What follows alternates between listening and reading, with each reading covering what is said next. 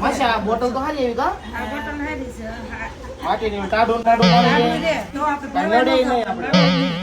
મજાનો હા આ તો અમે લઈ લઈએ લ્યો આ લઈ લે હાલો પાસ કાઢો